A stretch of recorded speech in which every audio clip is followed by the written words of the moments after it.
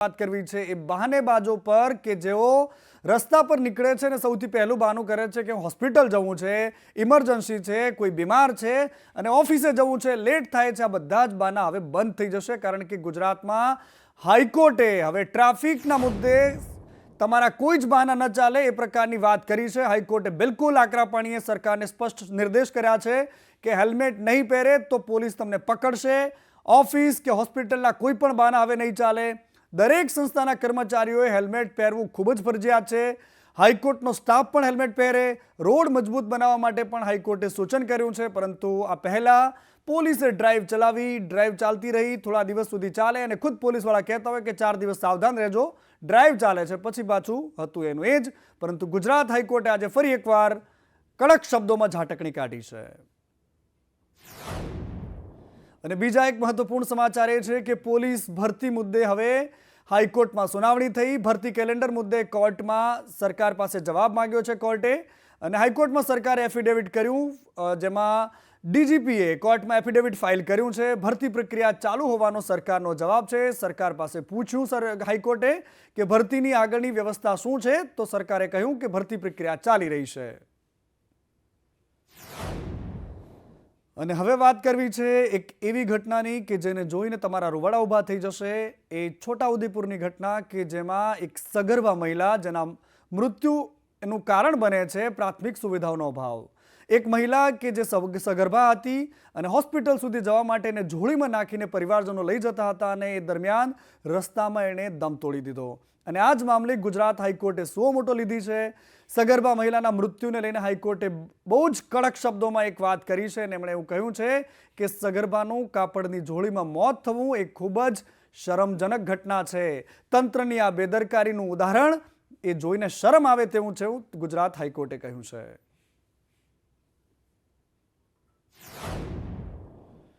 અને બીજી બાજુ આ જ ઘટનાને લઈને ધારાસભ્ય ચૈતર વસાવાએ પ્રહારો કર્યા છે। રાજ્યમાં તમામ વ્યવસ્થાઓની સાથે સાથે આરોગ્ય, શિક્ષણ, પાણી, આ તમામની બાબતો હવે ખાડે ગઈ છે। બાળકને જન્મ આપતા સગર્ભા માતા જો રસ્તામાં મરી જાય છે, સરકાર અમૃતકાળ મનાવે છે તેવું પણ ચૈતર વસાવાએ કહ્યું છે। સરકાર વિકાસની મોટી મોટી વાતો કરે છે, પરંતુ વાસ્તવિકતા શું છે, આ વાત ચૈતર વસાવાએ કરી છે।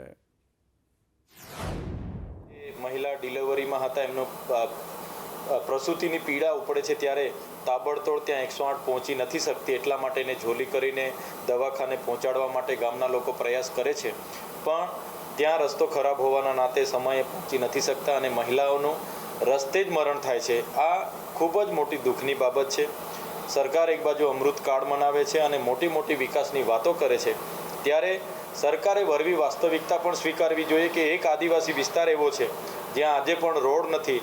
ટ્રાઇબલનું કરોડો રૂપિયાનું બજેટ હોવા છતાં અમારા લોકોનું બજેટ બહારની એનજીઓ, કોન્ટ્રાક્ટરો અને અધિકારીઓ દ્વારા યેન કેન પ્રકારે સગે વગે કરવામાં આવે છે, જેના કારણે આ વિષમ પરિસ્થિતિ આજે રોડ, રસ્તા હોય, શિક્ષણ હોય, આરોગ્ય હોય કે સિંચાઈ હોય, બધી જ બાબતોમાં અમારે આ વિષમ પરિસ્થિતિ આ વિસ્તારોમાં જોવા મળે છે।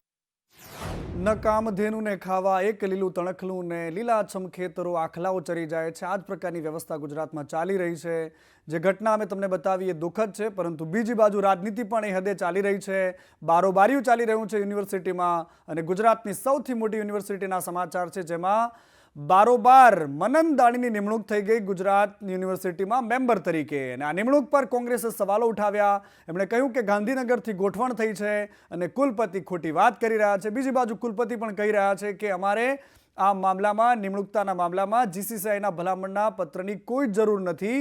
જીસીસીઆઈના કોટામાંથી અમારે એક સભ્ય લેવાનો હોય છે, જે અમે લીધો છે। યુનિવર્સિટીના એક્ટ મુજબ જે સંસ્થાનું પ્રતિનિધિત્વ હોય એને યુનિવર્સિટીએ સત્તાવાર રીતે કાગળ મોકલવો પડે, નોમિનેશન માગવું પડે, એના ધારાધોરણો પ્રમાણે જે તે સંસ્થા પોતાના નોમિનીનું નામ મોકલે, અને એને આધારે કોઈ એમાં કોઈ બીજી કોઈ વિસંગતતાને કાયદાકીય ત્રુટિ ન હોય તો એને નોમિનેશન જે તે પદ ઉપર કરવામાં આવે। પણ આ તો ગાંધીનગરથી સૂચનાના આધારે ભાજપાના યુવા નેતાને રાતોરાત નિમી દેવામાં આવે, અને આ નિમણૂક પાછળ જે ખેલ રમાણો, તેમાં ખુદ ગુજરાતની ચેમ્બર ઓફ કોમર્સ પોતે કહી રહી છે કાગળ લખીને કે અમે આવું કોઈ નામ અમારે માગવામાં નથી આવ્યું, અમે કોઈ આવું નામ નોમિની તરીકે મોકલ્યું નથી। બીસીસીઆઈએ ગુજરાત યુનિવર્સિટીને પત્ર એક્ઝિક્યુટિવ કાઉન્સિલમાં થઈ નિમણૂકના અંગે લખ્યો છે. આ સંદર્ભે અમારું એટલું જ કહેવું છે કે એક્ટ મુજબની જે જોગવાઈ છે એમાં જીસીસીઆઈ પાસેથી કોઈ પણ નોમિનેશન માંગવાની જોગવાઈ નથી અને કુલપતિ પોતે Gujarat chamber of commerce and ઇન્ડસ્ટ્રીમાં જે સભ્યાંકિત હોય એવા એક મેમ્બર જેનો ફિલ્ડ બિઝનેસ એન્ડ ઇન્ડસ્ટ્રી હોય એને નામાંકિત કરી શકે છે. અને બીજી બાજુ રાજકોટની વાત કરવી છે. રાજકોટમાં શરમ નેવે મૂકી દીધી છે તંત્રએ, કારણ કે સંદેશ ન્યૂઝે આજે સૌથી મોટો ઘટસ્ફોટ તમારી સામે રાખ્યો કે જેમાં કેવી રીતે દલાત તરવાડી જેવો આ ઘાટ ચાલે છે રાજકોટમાં. લોને રીંગણા 2-4 ના 10-12 આ પ્રકારની વાત રાજકોટમાં છે, કારણ કે અગ્નિકાંડ થયો, આટલા બધા લોકોના જીવ ગયા, તેમ છતાં પણ રાજકોટનું તંત્ર સુધરવાનું નામ નથી લેતું. એક જય કિશન સ્કૂલ છે કે જે સીધી રીતે 1.5 વર્ષથી ચાલે છે, ન એની પાસે કોઈ પણ જાતની પરમિશન છે, ન બીયુ, ન ફાયર. 600 વિદ્યાર્થીઓ આ સ્કૂલમાં અભ્યાસ કરે છે. સંદેશ ન્યૂઝે આ ઘટસ્ફોટ કર્યો અને ત્યારબાદ જિલ્લા શિક્ષણાધિકારીની ટીમ ત્યાં પહોંચી હતી. શિક્ષણાધિકારી દ્વારા તપાસ શરૂ કરાઈ છે. સ્કૂલની મંજૂરી છે કે નહીં તેને લઈને પણ હવે તપાસ થઈ રહી છે. અને બીજી બાજુ સંદેશ ન્યૂઝ સાથેની વાતચીતમાં એટીપીઓએ કહ્યું છે કે અમે એને તોડી પાડીશું, અમે નોટિસો આપી છે, પરંતુ સૌથી શરમજનક વાત એ છે કે કઈ હદે શિક્ષણ માફિયાઓ ગુજરાતમાં સક્રિય છે કે જે સરકારની આંખોમાં, તંત્રની આંખોમાં ધૂળ નાખીને પોતાના ખેલ કરે છે. અગાઉ આ મિલકતને 23/5/2023ના 262ની નોટિસ આપેલી છે.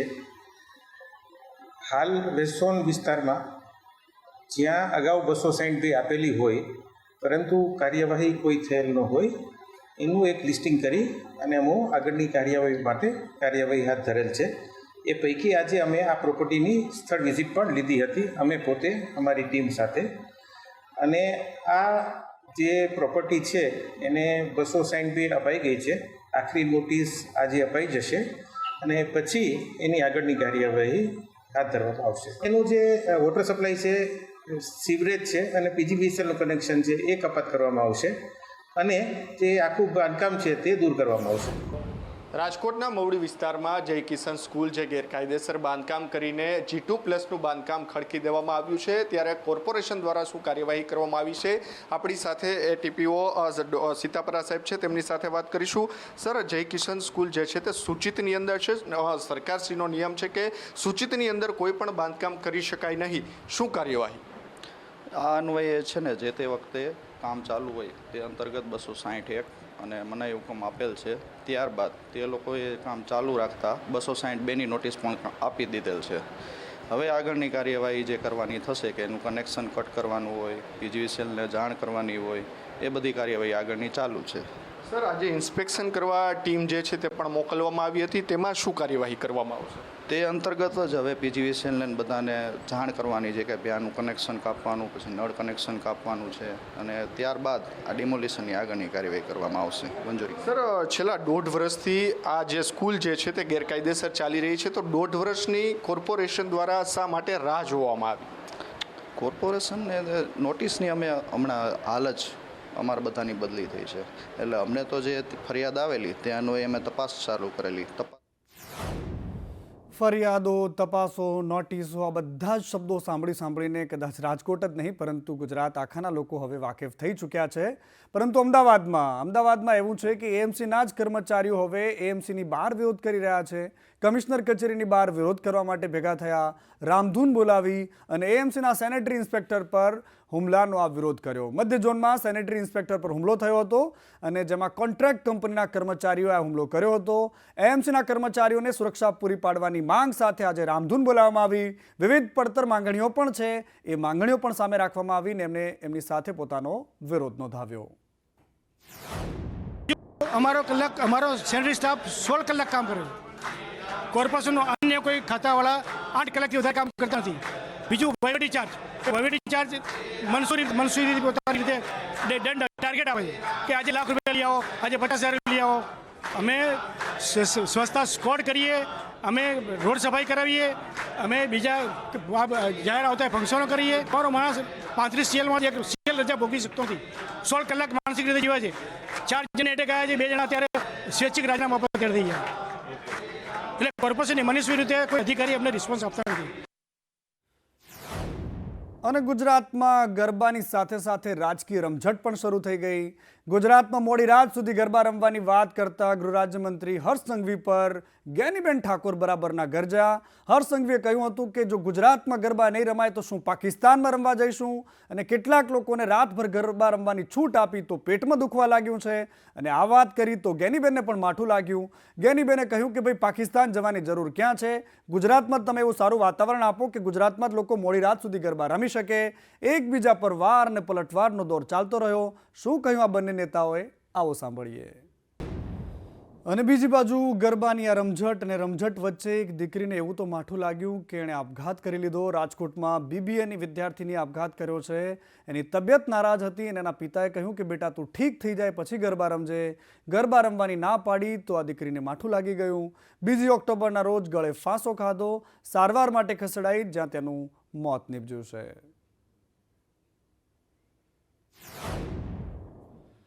અને બીજી બાજુ નવરાત્રિમાં ખેલૈયાઓ માટે હવે એક સારા સમાચાર એ આવ્યા છે કે નવરાત્રિ દરમિયાન જે વરસાદ પડવાની શક્યતાઓ હતી, આગાહીઓ હતી, તેમાંથી એક રાહતની વાત એ આવી છે કે હવે નવરાત્રિ દરમિયાન મેઘરાજા તમને ડિસ્ટર્બ નહીં કરે. સુરત, નવસારી આ તમામ જગ્યાઓ પર છૂટો છવાયો વરસાદ પડવાની આગાહી છે. વલસાડમાં પણ છૂટો છવાયા વરસાદની આગાહી છે, પરંતુ હાલ રાજ્યમાં એક પણ વરસાદી સિસ્ટમ સક્રિય નથી.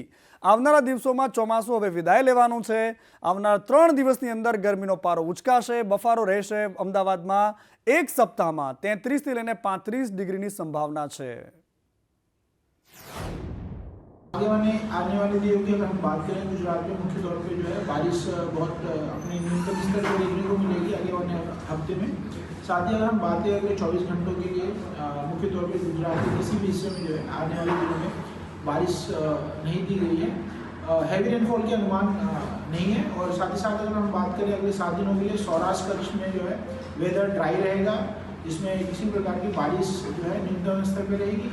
नॉर्थ गुजरात में भी सेम ही सिनारियो बना रहेगा अगले 7 दिनों तक. साउथ गुजरात के कुछ हिस्से जो है सूरत तथा उसके निचले हिस्सों में जो है कहीं पे बहुत लाइट रेन देखने को मिल सकता है हमें.